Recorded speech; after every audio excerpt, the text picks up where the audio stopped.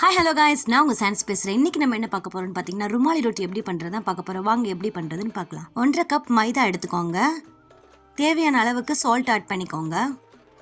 இதை நல்லா ஒரு வாட்டி நல்லா மிக்ஸ் பண்ணி விட்டுடுங்க. காய்ச்சின பாலை வந்து நான் 1/2 டம்ளர் வந்து எடுத்து வச்சுருக்கேன். இதில் வந்து பால் விட்டு விட்டு நல்லா மிக்ஸ் பண்ணிக்கோங்க.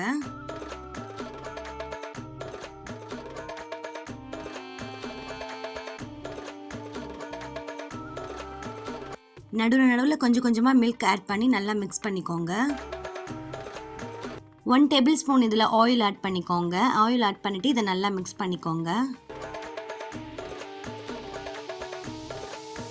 ஃபைனலாக இந்த மாதிரி ஆயில் அப்ளை பண்ணிவிட்டு ஒரு ஒயிட் துணியோ இல்லை ஈர துணியோ ஏதாவது போட்டு மேலே போட்டு க்ளோஸ் பண்ணி வச்சுடுங்க. ஒரு 2 or 3 hours க்ளோஸ் பண்ணி வச்சுடுங்க. அப்போ தான் மாவு நல்லா பஃபியாக வரும்.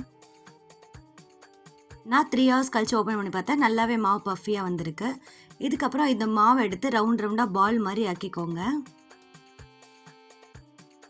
ஃபைனலாக இந்த மாதிரி ஆக்கி வச்சுட்டு நல்லா பருத்த ஆரம்பிங்க.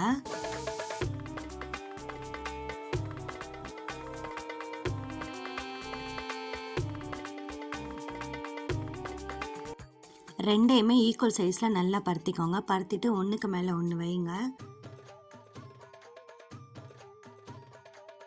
பாருங்க, 2 லேயர் தெரியுது பாருங்க.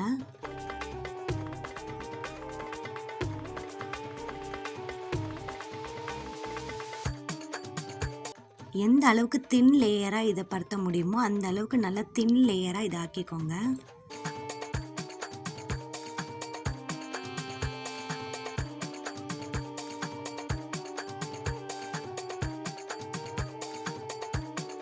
பாருங்க எவ்வளோ தின் லேயராக நான் இதை பருத்திருக்கேன்னு. இந்த மாதிரி பருத்திட்டு உங்கள் வீட்டில் இருக்க பேன்லேயோ இல்லை தோசைக்கல்லையோ போட்டு நல்லா சுட்டு எடுத்துக்கோங்க. ரொம்ப நேரம் குக் பண்ண விட்டுறாதீங்க, அப்புறமா அது ரொம்ப ஆஷ் ஆகிடும்.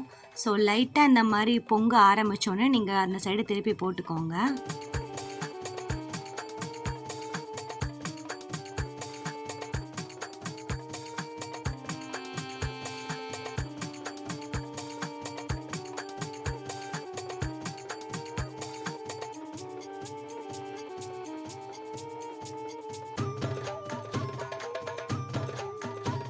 அவ்வளோதான், இது நல்லாவே குக் ஆகிடுச்சு.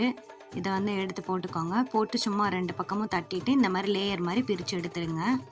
பாருங்கள் எவ்வளோ சாஃப்டான ருமானி ரொட்டி ரெடி ஆயிடுச்சுங்க. எனக்கு பிடிச்ச ஷேப்பில் நான் இதை மடிச்சுட்டு ஒரு காட்டன் துணியில் வந்து நம்ம வச்சாலும் ஓகே தான், இல்லை ஹாட் பாக்ஸில் வச்சாலும் ஓகே தான். நல்லா சாஃப்டாகவே இருக்கும். இது கூட எந்த கிரேவி வேணாலும் வச்சு சாப்பிட்லாம். பன்னீர் கிரேவி, சிக்கன் கிரேவி, மட்டன் கிரேவின்னு சொல்லிட்டு எல்லா கிரேவியுமே இதுக்கு சூப்பர் டேஸ்ட்டாக இருக்கும்.